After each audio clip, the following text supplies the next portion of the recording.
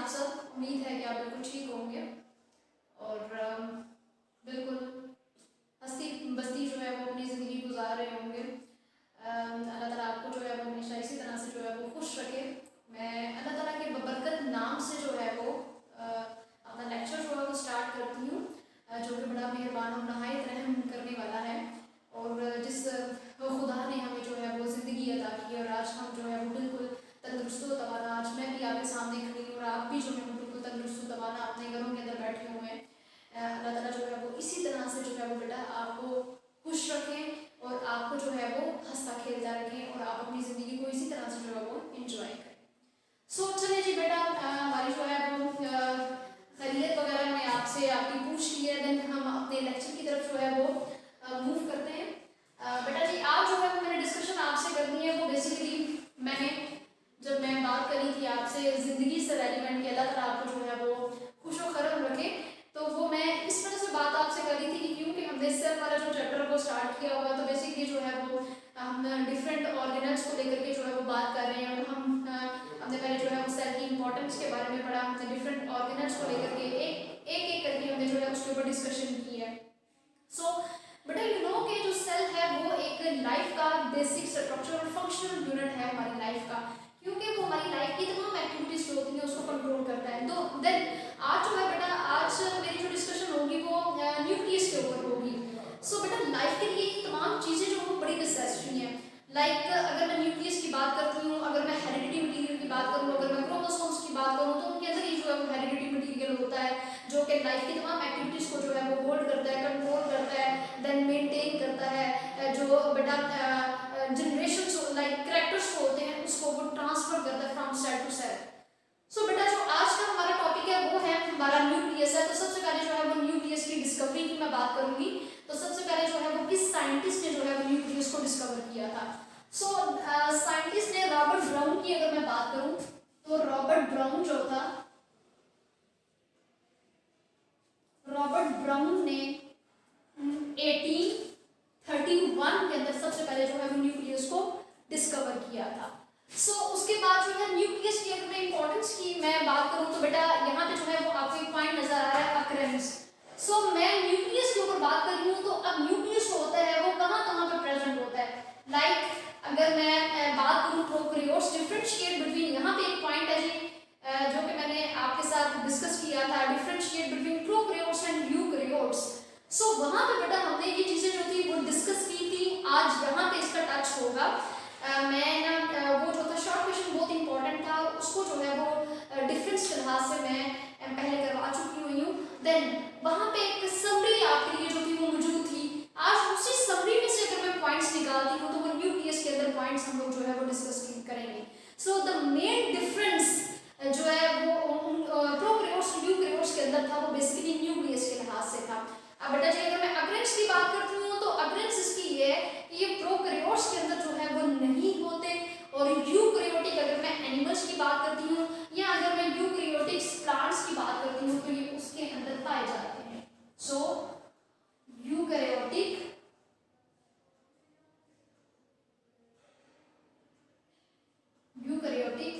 Plants plus animals. ठीक है जी बेटा जी, ये यूकैरियोटिक प्लांट्स और एनिमल्स के अंदर पाए जाते हैं, ठीक है, but no in the prokaryotes, no in prokaryotes. So बेटा जी ये न्यूक्लियस जो होते हैं वो प्रोकैरियोट्स के अंदर नहीं पाए जाते, लेकिन यूकैरियोटिक प्लांट्स के अंदर और एनिमल्स के अंदर जो है वो न्यूक्लियस प्रेजेंट होता है। देन बेटा जी यहाँ पे डिफरेंट एक मैंने टॉपिक यहाँ पर लिखा है जो कि हेडिंग के लिहाज से जो है तो न्यूक्लियेट सेल्स की एक हेडिंग जो है ये मैंने निकाली। न्यूक्लियेटिक सेल्स की अगर मैं बात करती हूँ तो डिफरेंट जो है वो सेल्स के लिहाज से जो है वो डिफरेंस पाया जाता है। मतलब टाइप्स की अगर मैं बात करूँ तो उसमें है बेटा मोनोन्यूक्लिएट, बाइन्यूक्लिएट और बेटा जी हम उसमें पॉलीन्यूक्लिएट को अगर हम डिस्कस कर रहे हैं तो देन इसकी जो थ्री मेन टाइप्स हैं वो है मोनोन्यूक्लिएट, बाइन्यूक्लिएट और उसके बाद है बेटा फिर पॉलीन्यूक्लिएट।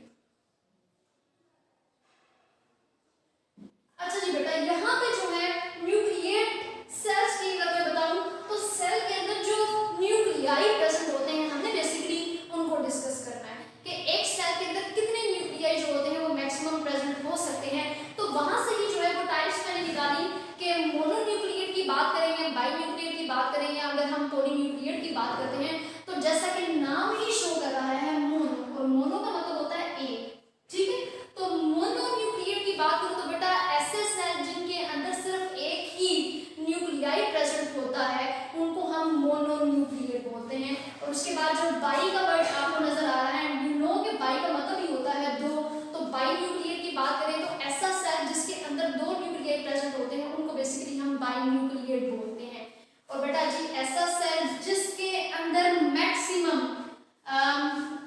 ना हम एक की बात करेंगे ना हम दो की बात करेंगे, बल्कि 3 to 100 न्यूक्लियाई की अगर मैं बात करती हूँ, 3 to 100 न्यूक्लियाई जो होते हैं वो बेसिकली पॉली न्यूक्लिएट कहलाते हैं। मतलब 3 to 100 nuclei in one cell.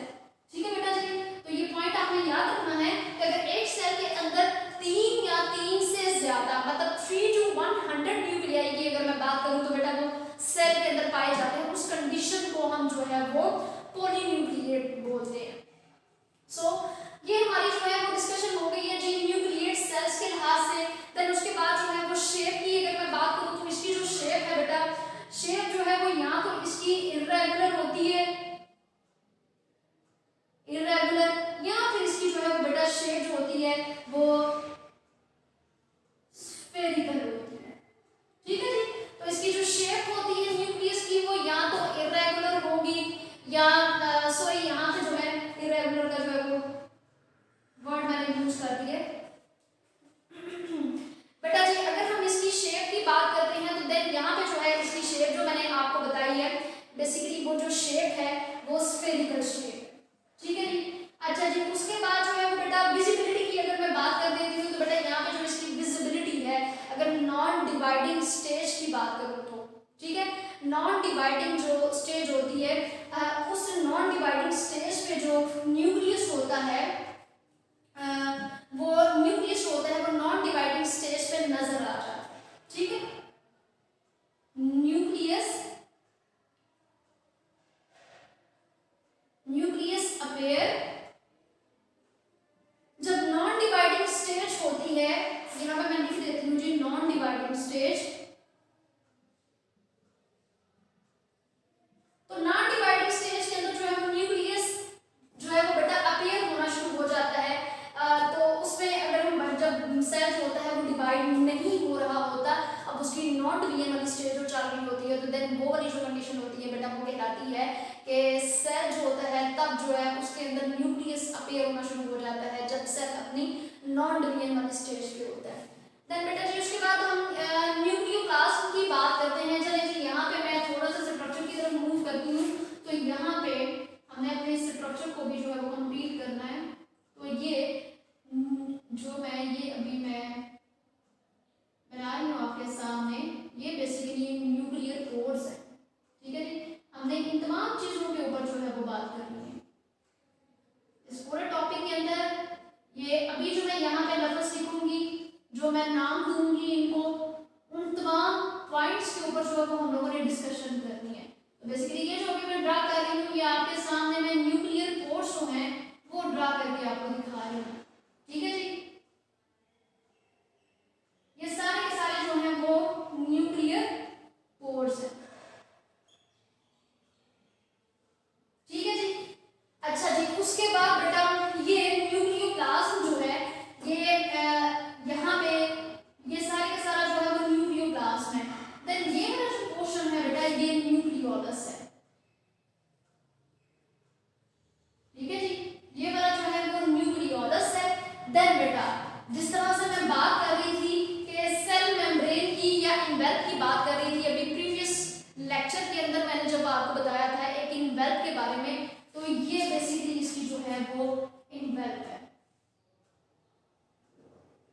या हम इसको न्यूक्लियर मेम्ब्रेन भी बोल सकते हैं। ठीक है, तो चलिए मैं इसको न्यूक्लियर मेम्ब्रेन भी बोल देती हूँ, मैं लिख देती हूँ यहाँ पे न्यूक्लियर मेम्ब्रेन। अच्छा जी बेटा न्यूक्लियोप्लाज्म इसमें न्यूक्लियोलस मौजूद है, इसमें न्यूक्लियोप्लाज्म मौजूद है, इसके साथ साथ यहाँ पे क्रोमैटिन नेटवर्क जो है ये आपको जालीनुमा, ये हल्का सा मैंने बुक के अंदर जो ये इतना प्रोमिनेंट नहीं है लेकिन मैंने यहाँ पे वो लाइनों के साथ लगा के दिखा दिया कि ये जो है वो न्यूक्लियर क्रोमैटिन है।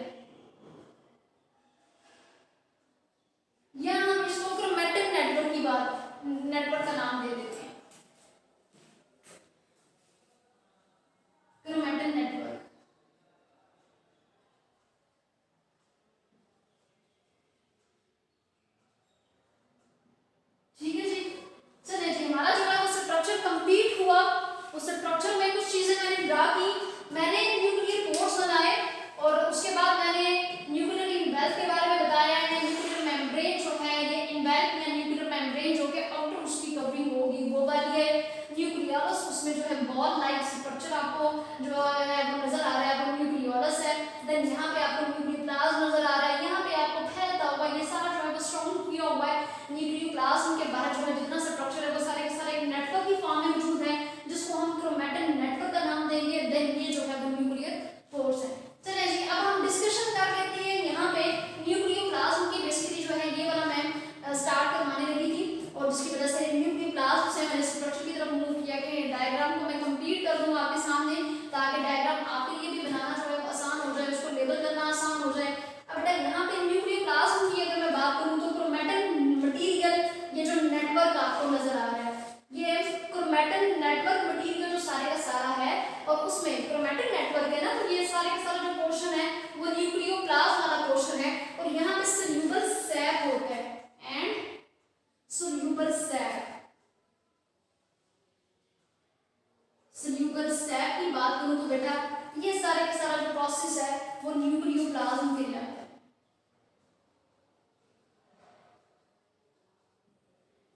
न्यूक्लियोप्लाज्म की बात करूं तो जो क्रोमैटिन नेटवर्क आपको जो है क्रोमैटिन मटेरियल वाला एक नेटवर्क नजर आ रहा है और जो सोल्यूबल सैक है वो सारे का सारा जो होगा वो न्यूक्लियोप्लाज्म है। ये सारे का सारा एरिया जो है क्रोमैटिन नेटवर्क वाला यहाँ पे सोल्यूबल सैक जो है वो मौजूद है, इसको हम बेसिकली न्यूक्लियोप्लाज्म बोलते हैं। अब यहाँ पे नॉन डिवाइडिंग स्टेज वाली कंडीशन जो है वो स्टार्ट हो गई है कि नॉन डिवाइडिंग स्टेज पे न्यूक्लियस के अंदर क्या होता है कि नॉन डिवाइडिंग स्टेज पे न्यूक्लियस होता है। बेटा नॉन डिवाइडिंग स्टेज में जो न्यूक्लियस था वो तो हमें नजर आ रहा था, बट डिवाइडिंग स्टेज की अगर मैं बात करूं तो यहाँ पे न्यूक्लियस होता है वो डिसअपीयर हो जाता है।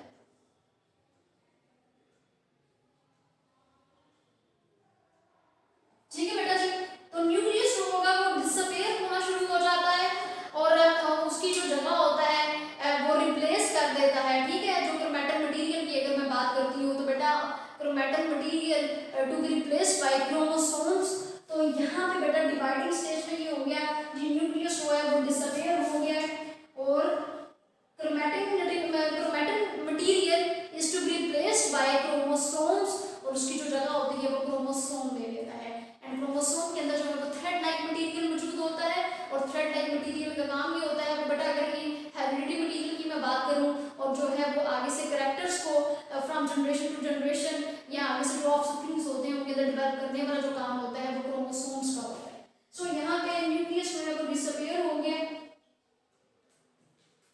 Replaced by chromosomes.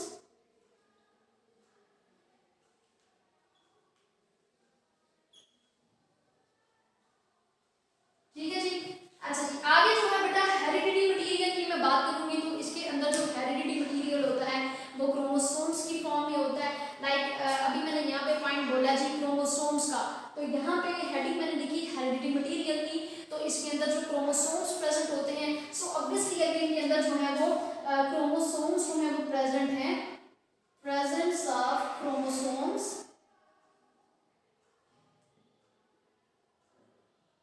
बेटा यहाँ पे क्रोमोसोम्स जो होते हैं वो प्रेजेंट होते हैं जिसकी वजह से इसके अंदर जो है वो हेरिडिटी मटेरियल जो होता है वो प्रेजेंट होता है। ठीक है, तो हेरिडिटी मटेरियल जो होगा वो प्रेजेंट होगा क्योंकि इसके अंदर जो है वो क्रोमोसोम्स प्रेजेंट है। देन बेटा जी मैंने आपको ये भी बता दिया कि क्रोमोसोम्स जो है उनका क्या काम होता है। यहाँ पे मैं क्रोमोसोम जो है उसका स्ट्रक्चर बना देती हूँ। ठीक है, ये आपको पता है कि थ्रेड लाइक स्ट्रक्चर इसके अंदर जो है वो मौजूद होता है। ये इसी तरह बेटा बनाइएगा, थ्रेड लाइक जो स्ट्रक्चर है बेटा इसको आपने अंदर प्रोमिनेंट करना है कि बाकी में इसके अंदर जो है वो थ्रेड लाइक स्ट्रक्चर जो है वो पाया जाता है और इसको हम जो है वो सेंट्रोमेयर बोलते हैं। ठीक है, और ये सेंट्रोमेयर है और ये सिस्टर क्रोमैटिड्स है।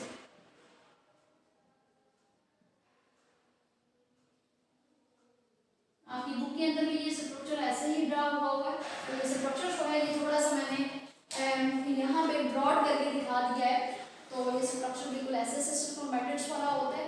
देन ये क्रोमोसोम्स इसी तरह से जो है बेटा हेरिडिटी मटेरियल ये जो थ्रेड लाइक इसके अंदर मटेरियल बना हुआ है, धागे नुमा स्ट्रक्चर आप देख रहे हैं, तो यही जो है वो बेसिकली हेरिडिटी मटेरियल की तरह जो है वो काम करता है, कैरेक्टर्स को जो है वो वो आगे से डेवलप करता है।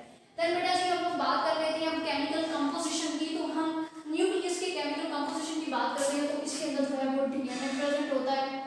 डीएनए के साथ जो है इसके अंदर बेटा जी आरएनए प्रेजेंट होता है और आरएनए के साथ साथ इसके अंदर कुछ जो है वो सब एंजाइम्स जो होते हैं वो प्रेजेंट होते हैं। ठीक है, तो इसके अंदर डीएनए भी प्रेजेंट होता है, इसके अंदर जो है वो आरएनए प्रेजेंट होता है, कुछ एंजाइम्स प्रेजेंट होते हैं, उसके साथ साथ कुछ प्रोटीन्स होते हैं वो भी इसके अंदर प्रेजेंट होते हैं। अगर केमिकल कंपोजिशन न्यूक्लियस की देखें तो डीएनए, आरएनए, कुछ एंजाइम्स और प्रोटीन्स होते हैं इसके स्ट्रक्चर के अंदर पाए जाते हैं केमिकल कंपोजिशन के लिहाज से। देन बेटा जी यहाँ पे हम पार्ट्स की बात कर रहे थे। बेसिकली इसके जो हैं वो पार्ट्स कौन कौन से हैं, तो इसके जो पार्ट्स हैं वो न्यूक्लियर मेम्ब्रेन है जो कि अभी मैं यहाँ पे लेबल किया, न्यूक्लियर मेम्ब्रेन। देन बेटा जी उसके बाद जो था न्यूक्लियोलस, जो कि ये बड़ा सा आपको बॉल लाइक स्ट्रक्चर नजर आ रहा है, न्यूक्लियोलस। ठीक है जी, अब न्यूक्लियोलस के बाद जो है बेटा क्रोमैटिन मटेरियल जो है वो नजर आ रहा है आपको, क्रोमैटिन मटेरियल। और बेटा जी उसके बाद जो है न्यूक्लियर मेम्ब्रेन और यहाँ पे जो है वो क्रोमोसोम्स जो है वो प्रेजेंट होते हैं। सो न्यूक्लियर मेम्ब्रेन को आप इन्वेल्व भी बोलेंगे, न्यूक्लियोलस प्रेजेंट होता है, फिर यहाँ पे जो है वो बेटा जी कुछ क्रोमैटिन मटेरियल प्रेजेंट होता है, क्रोमोसोम्स प्रेजेंट होते हैं और उसके साथ ही यहाँ पे कुछ न्यूक्लियर पोर्स प्रेजेंट होते हैं। चलिए जी बेटा हम लोगों ने जो है वो डिस्कशन कर ली है अपने टॉपिक को लेकर के, न्यूक्लियस के ऊपर जो है वो हमने डिस्कशन आज के इस टॉपिक के अंदर की है कि आप ये देख रहे हैं कि किस तरह से वो स्ट्रक्चर जो है ये पाया जाता है हमारी बॉडी के अंदर भी। जब हम न्यूक्लियस को देखते हैं तो न्यूक्लियस का जो स्ट्रक्चर होता है वो बिल्कुल ऐसे ही होता है। इसको जो है वो माइक्रोस्कोप के नीचे जो था वो देखा गया था, तो इसका जो है वो स्ट्रक्चर हमें यहाँ तो इर्रेगुलर शेप के अंदर नजर आया, या फिर बेटा जो है वो स्फेरिकल शेप के अंदर जो था वो स्ट्रक्चर नजर आया, और देन जब उसको बोर्ड करके जो है वो देखा गया तो ये सारे का सारा जो स्ट्रक्चर है वो इस तरह से था। तो अच्छा जी देख लीजिए बेटा हम जो है वो ओवरव्यू मैं इसका पूरे टॉपिक का दे देती हूँ आपको। सबसे पहले हम लोगों ने जो है वो डिस्कवरी के ऊपर बात की थी। बेसिकली जो न्यूक्लियस होते हैं उसकी डिस्कवरी 1838 के अंदर रॉबर्ट ब्राउन ने की थी। अक्रेंस की अगर मैं बात करूँ तो अक्रेंस जो है बेटा जब हम लोगों ने ये चैप्टर अपना स्टार्ट किया था तो आपने डिफरेंट साइंटिस्ट के बारे में पढ़ा था, और अगर मैं एक दफ़ा रिकॉल कर देती हूँ तो डिफरेंट साइंटिस्ट इसमें रॉबर्ट ब्राउन जो था इसने बहुत काम किया हुआ था। और ये आप इंट्रोडक्शन के अंदर पढ़ के आए थे कि इस पूरे चैप्टर के अंदर जो था किन किन साइंटिस्ट ने किस किस चीज़ के ऊपर जो था वो काम किया था, तो ये अभी वहीं पे जो है वो रिकॉल मैंने किया। और ये रॉबर्ट ब्राउन जो था वो वहाँ पे जो है बेटा इंट्रोडक्शन के अंदर मौजूद था। तो ये ऐसे ही जो रॉबर्ट ब्राउन है 1831 के अंदर उसने न्यूक्लियस जो था वो डिस्कवर किया था। सो यहाँ पर बेटा जो है वो अक्रेंस की बात करूँ तो यू नो कि प्रोकैरियोट्स के अंदर नहीं होते, और यूकैरियोट्स के अंदर जो है यूकैरियोटिक प्लांट्स एनिमल्स की बात करें तो जो न्यूक्लियस होता है वो पाया जाता है। देन बेटा जी न्यूक्लियस होता है। अब विजिबिलिटी की बात करूँ तो विजिबिलिटी जब सेल नॉन डिवाइडिंग स्टेज के ऊपर होगा तो न्यूक्लियस होंगे उस नॉन डिवाइडिंग स्टेज पे जो होंगे वो बेटा नजर आते हैं, लेकिन जब डिवीजन वाली स्टेज स्टार्ट हो जाती है, जब सेल ने डिवाइड करना होता है तो देन न्यूक्लियस होता है वो डिसअपीयर हो जाता है। देन बेटा जी फिर उसके बाद जो था हम लोगों ने विजिबिलिटी की बात की। शेप जो होती है इसकी स्फेरिकल होती है, इरेगुलर शेप होती है। हेरिडिटी मटेरियल की मैं बात करूँ तो इनके अंदर क्रोमोसोम्स पाए जाते हैं जिसकी वजह से ये अपनी जो है वो heredity material thread like structures इसके अंदर प्रेजेंट होते हैं।